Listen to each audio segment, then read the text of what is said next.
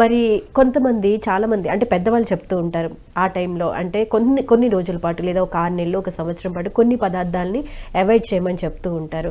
Like వేరుశనగలు లాంటివి avoid చేయమని చెప్తారు. నిజమేనా? చేయాలా? అదే అంటే ప్రోటీన్ వల్ల ఇబ్బంది వస్తుంది.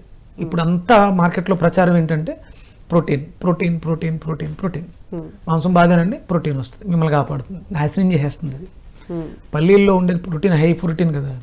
అందుకని అంటే జీర్ణ వ్యవస్థ మీద ఇబ్బంది పడిపోతుంది, అందుకని తీసుకోవద్దు. వాళ్ళకి సైన్స్ తెలీదు, ఆ ప్రోటీన్లు కార్బోహైడ్రేట్లు ఇవన్నీ లెక్కేసుకోలేదు.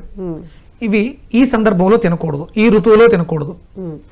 ఇక్కడ మనకి ఇది శీతాకాలం, నువ్వులు బాగా తీసుకోవాలి, ఎందుకంటే శరీరంలో ఉష్ణం అధికంగా ఉండాలి, బయట చల్లగా పెంచాలి. ఎండాకాలం బయట ఎండ వేడి అధికంగా ఉంటుంది, ఇది కఫాన్ని పెంచుద్ది వేరుశనగ. అది తినడం వల్ల మనలో కఫం పెరిగి చర్మానికి రక్షణగా పనిచేస్తుంది. ఇలా ఆలోచించారు వాళ్ళు, అంతే, వాళ్ళకి తెలిసింది అదే. ఈ కొలతలు కొలమానాలు వాళ్ళకి తెలియదు. అంటే ప్రతి పదార్థం కూడా మనకి సీజనల్గానే వస్తాయి ప్రకృతిని అనుసరిస్తే. అంటే ఇప్పుడు మనం స్టోర్ చేసి వాడుకుంటున్నాం, అది వేరే, అధికంగా పండించేస్తున్నాం కాబట్టి. పూర్వం దాచుకోవడానికి గోదాములు గిడ్డంగులు లేవు, సీజనల్గా వచ్చేవి అంటే ఉండేవి, ఎవరికి వాళ్ళు సొంతంగా చిన్న చిన్నవి పెట్టుకునేవారు. ఎక్స్చేంజ్ ఆఫర్లోనూ అంతే, ఇంత ఎక్కువ వాడకం కూడా లేదు, విపరీతంగా తినేస్తున్నాం కదమ్మా. పంట పెరిగింది అంటే విపరీతంగా తింటున్నాం కాబట్టి, డిమాండ్ ఉంది కాబట్టి సప్లై పెంచడం కోసం వ్యవసాయాన్ని మార్చేశారు. వ్యవస్థ అంటే నేను చెడిపోతూ నేను వ్యవస్థను కూడా పాడు చేసేస్తున్నాను.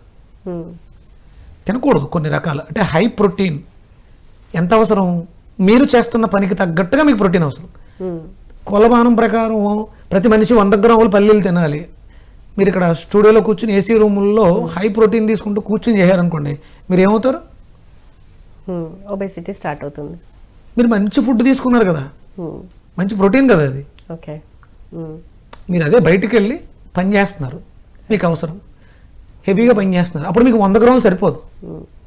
చేసే పని బట్టి తీసుకునే క్వాంటిటీ అనేది ఆధారపడి ఉండాలి. అంటే క్వాంటిటీ కావచ్చు, పదార్థం కావచ్చు, దాని అవసరం మీకు ఉంటే.